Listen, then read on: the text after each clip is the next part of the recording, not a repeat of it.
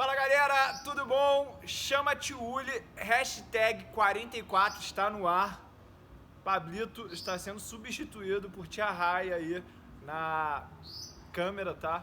Então quero agradecer já isso. E você, por gratidão a Tia Rai, dá um like aqui, curte isso, compartilha com alguém e se inscreve no canal se você ainda não tiver. A gente vai fazer aqui 3, 4 perguntas, eu não vou falar antes as perguntas que eu vou fazer porque eu não sei. Eu tô vendo aqui do celular da minha mulher, que eu tô abrindo meu Instagram no celular da minha mulher pra te responder essas perguntas, então valoriza, hein? O Vicente.1989 falou: Tiuli, vi muitos fundos top aportando bem antes da bolsa bater fundo. Longe.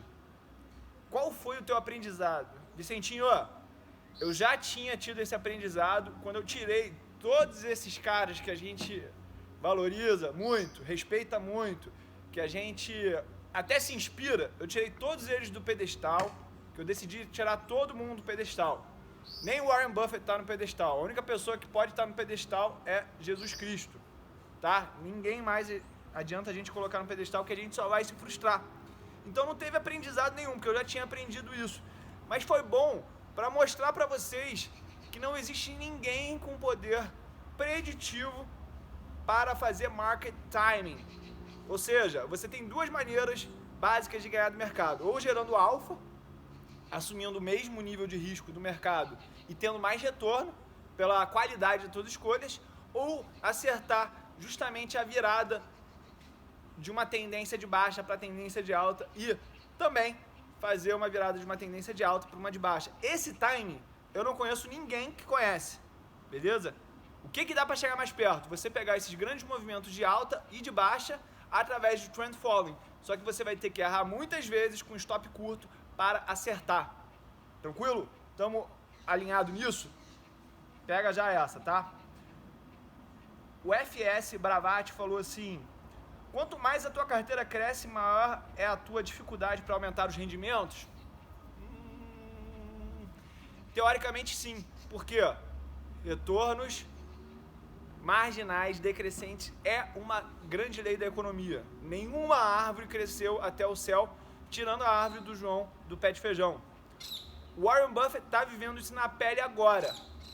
O cara está lá com 375 bilhões de dólares de patrimônio líquido, um valor de mercado de quase 500 bilhões de dólares, e ele simplesmente está tendo muita dificuldade de bater o S&P 500, que é o índice de referência dele, o benchmark dele, porque o cara tem muito dinheiro. Olha só, ele é o maior acionista da Apple, e mesmo assim a Apple representa menos de 10% aí dos ativos totais da carteira dele.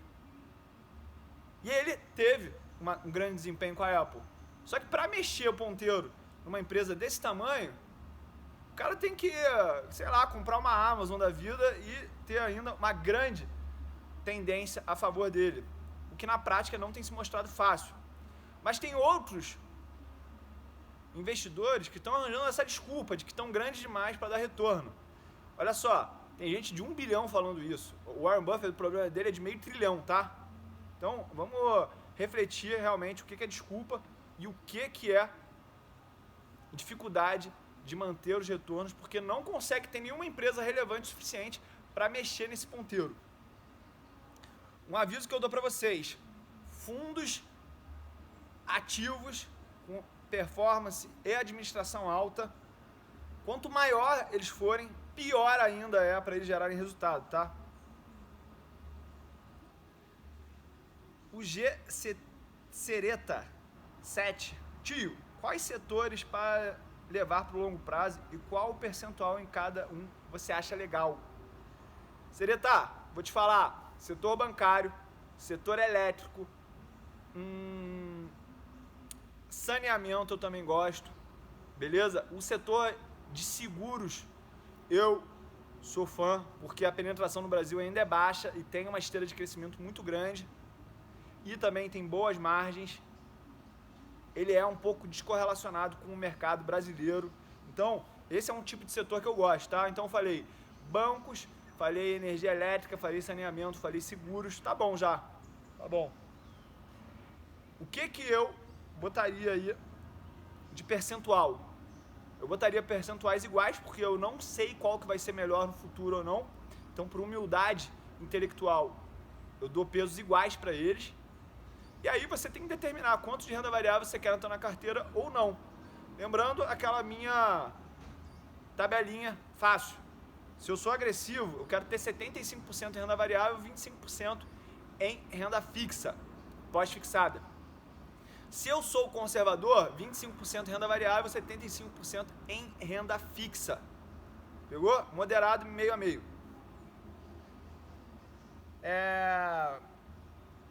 Diogo César falou assim, tese de investimento e estratégia de investimento. Qual a diferença? A tese de investimento eu acredito que seja a construção, a narrativa que você vai construir para ter as premissas para indicar no teu valuation. A estratégia é como você vai encaixar um monte de ativos para ter um retorno.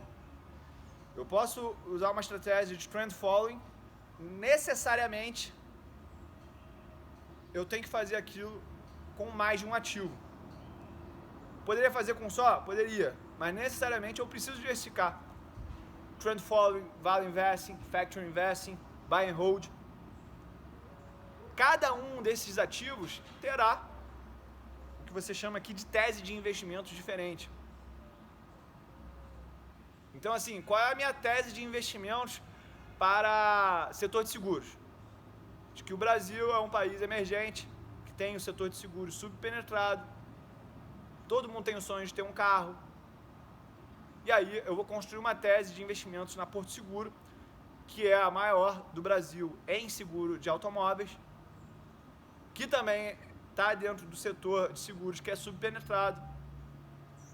E aí a gente vai construir uma tese a partir disso. Estratégia de investimentos. Vou escolher empresas com efeito Linde no longo prazo. Para quem não sabe, a Porto Seguro é da década de 40, então ela tem efeito Linde forte. Então a minha estratégia é baseada em buy and hold, com efeito Linde. E aí eu vou escolher várias empresas, cada uma com essa tese específica, para construir essa carteira, tá? Pelo menos é assim que eu vejo.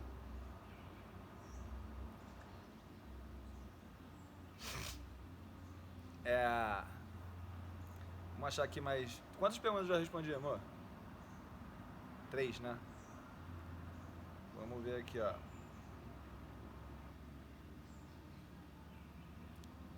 Você considera o macro na carteira de Value Investing? O Flávio Simões perguntou.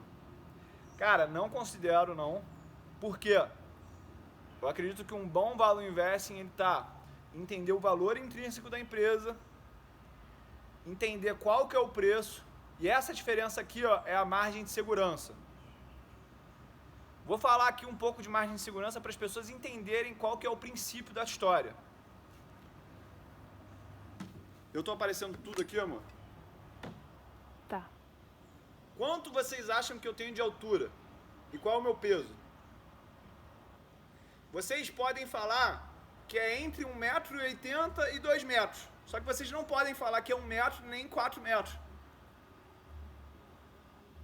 E assim, o que seria a margem de segurança na prática? Eu falo assim, ó, o tio Uli, ele tem entre 1,5 m e 2 metros. Isso é uma margem de segurança. Quer ver eu aumentar a minha margem de segurança? O tio Uli, ele tem entre 1 e 3 metros.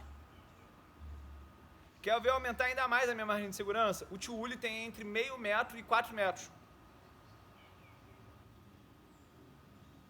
É claro que eu estou sendo menos específico quando eu estou aumentando esse intervalo, mas eu estou aumentando a minha chance de ser assertivo na minha resposta. E qual é a pergunta que a gente se faz aqui nos investimentos? Será que vale a pena comprar essa empresa?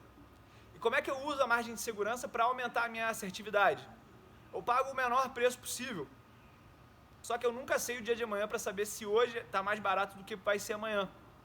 Então eu tenho que usar o fluxo de caixa descontado para eu ter uma ideia do valor intrínseco. E vamos dizer que o valor intrínseco é R$10. Qual que tem mais margem de segurança para eu não perder dinheiro? Pagar R$7 ou pagar R$4, amor? Responde aí. Se uma coisa vale 10, para tu diminuir o teu risco de prejuízo, tu prefere pagar 7 ou 4? Não ouvi nada, eu tô viajando aqui. Não tô ouvindo. Tá, vou trocar o código, galera. Ó, vou trocar o código aqui, a minha mulher vai responder agora. Não quero responder. Ó, essa casa aqui, ela vale quanto? Não sei. Chuta aí o valor. 1 milhão. 1 milhão. Só que eu só vou comprar essa casa se eu tiver certeza que eu não vou perder dinheiro. Quanto tu acha que eu deveria pagar nessa casa, então? Deveria pagar 500 mil ou 100 mil? Pra diminuir a minha chance de perder dinheiro. Porra, lógica essa pergunta, amor. A parada vale 1 milhão. Tchau, vou embora. Galera, olha só. Como é que é o nome daquela expressão, amor? Casa de ferreiro, espeto de pau? Quem tem que saber disso é você. Só tô aqui filmando. A única coisa. Nem sei quem você tá falando. Vocês entenderam então, né? Que eu tenho que pagar o mínimo valor possível. E aí eu meço essa distância. Quanto maior a margem de segurança, mais favorável é para mim e menor o meu risco. Só que eu tenho que entender se realmente eu consigo pagar, que eu consigo acessar o valor intrínseco disso. Por isso que o Warren Buffett vem para aquela história do círculo de competência. Quanto mais eu souber daquele negócio, maior será a minha capacidade de avaliar aquele negócio. Beleza? Entendeu então a dinâmica? Vou terminar aqui com essa pergunta que é muito boa. Leleco.moreira. Túlio, poderia falar um pouco sobre as FAANGs e se ainda vale a pena investir nelas? Galera, o que são as FAANGs? Facebook, Amazon, Apple, Microsoft, Google. E aí o S é de plural, né? Essas empresas, elas têm liderado os retornos do S&P 500, que é a média americana, de uma maneira como a gente nunca viu antes. Todo mundo achou que essas empresas seriam aí o motivo da queda da bolsa. Isso aí quando a gente estava falando em dezembro, janeiro. Por quê? Porque existe um fator chamado valor, que são as empresas com baixa relação de preço sobre o valor patrimonial. E existem as empresas de growth, de crescimento acelerado, que tem, para simplificar aqui, uma alta relação de preço sobre o valor patrimonial. As FAANGs, elas são consideradas empresas de crescimento, de growth. Empresas como a Berkshire Hathaway, Warren Buffett, ExxonMobil, os bancos JP Morgan, Bank of America, tudo isso são empresas de growth, de value. O que as pessoas acreditavam antes da crise? Quando a próxima crise vier, essas empresas de growth vão cair mais e essas empresas de value, elas vão cair menos. E esse spread, essa diferença de performance vai diminuir. Nunca teve tão alto como na bolha.com. Só que depois da crise, aumentou ainda mais. Porque essas empresas FAANGs, elas são muito mais flexíveis, precisam de muito menos capital. Todas elas, de alguma forma, têm uma grande exposição à nuvem. Nuvem é o que a gente chama de cloud, tá? Que é tirar das máquinas o processamento e jogar para a nuvem. A Amazon, através do AWS, é uma das líderes mundiais desse assunto no mundo. A Microsoft também. O gestor Stanley Druckenmiller, que trabalhou para o George Soros e foi o cara que responsável pela quebra do Banco da Inglaterra lá em 92, ele fez um conteúdo agora, dia 12 de maio, falando que ele vê a nuvem crescendo nos próximos 10 anos ainda, e muito. E que, na verdade, é uma grande oportunidade de comprar essas empresas. E foi o que acabou acontecendo depois do corona, da pandemia aí. Essas empresas de tecnologia continuaram subindo ainda mais e as empresas da velha economia, teoricamente, ficaram para trás em termos de rendimento. Quando a gente vai olhar o valuation dessas empresas, Amazon, o pessoal fala, tem um preço sobre lucro muito alto, Túlio. É porque essa empresa, ela está investindo mais de 30 bilhões de dólares por ano em pesquisa e desenvolvimento. Quando a gente pega a DRE, que é a demonstração de resultado do exercício de uma empresa como essa, ela apresenta um baixo resultado, um baixo lucro. Por que isso? Porque todo investimento em tecnologia pagando programador, pagando pessoas altamente especializadas para gerar novas patentes, para gerar novos códigos, para gerar novos programas, isso é tido como uma despesa operacional, o que diminui o lucro. Só que a gente sabe que, por definição, um desembolso que vai gerar retorno por mais de 12 meses, a gente classifica como investimento. Então, se a gente fizer uma DRE gerencial, a gente tira essa despesa com programadores, com pesquisa e desenvolvimento, e aumenta o lucro. E a relação de preço sobre o lucro da Amazon vai para tipo 20. Se a gente faz isso na Microsoft, faz isso no Google, que é a Alphabet, a gente faz isso no Facebook, faz isso na Apple, o resultado dessas empresas cresce muito e a relação de preço sobre o lucro se mostra até atraente quando a gente compara com o crescimento potencial que essas empresas têm. A gente vê também que essas empresas, FAANGs, elas vêm atraindo os maiores talentos das Ivy Leagues. Ivy Leagues são aquelas faculdades, aquelas universidades mais tops lá dos Estados Unidos, Harvard, Wharton, Stanford, MIT, Berkeley. Então, por isso que eu considero que essas empresas ainda têm muito para gerar de retorno, tá? O que não significa que as empresas de velho vão diminuir ou aumentar essa distância. A gente está fazendo aqui um comparativo, tá? Tem investidores que gostam de olhar para retorno absoluto. Você pode ganhar com retorno absoluto nas empresas de velho, pode ganhar com as empresas de velho em relação a de growth, uma comparação, mas eu acredito que essas empresas ainda têm muito para dar.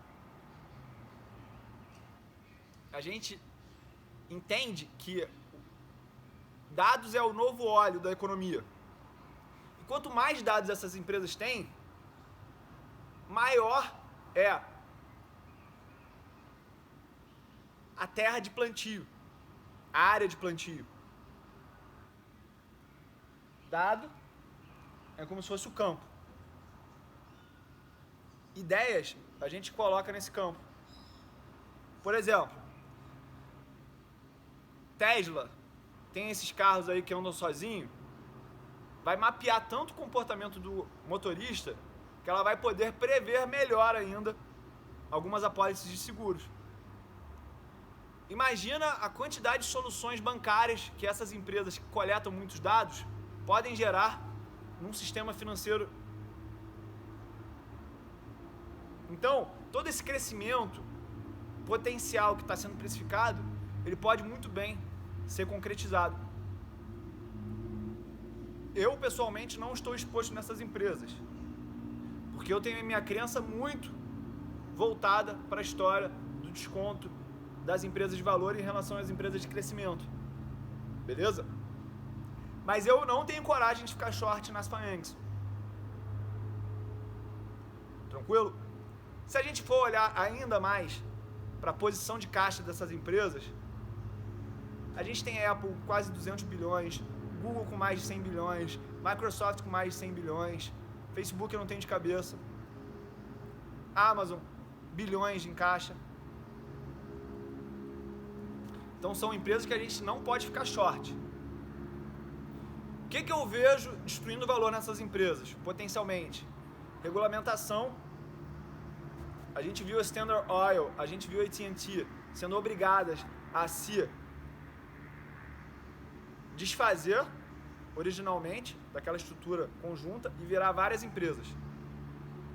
Nesse processo, comprar essas empresas, depois dessa cisão, também foi muito rentável. Então eu vejo aí um futuro muito grande para quem se envolver com essas empresas, beleza? Galera, esse foi o Chama Tiúlia, hashtag 44. Se você gostou desses insights, dessas perguntas aqui, deixa o teu like, compartilha, se inscreve no canal. Tamo junto e é só começo.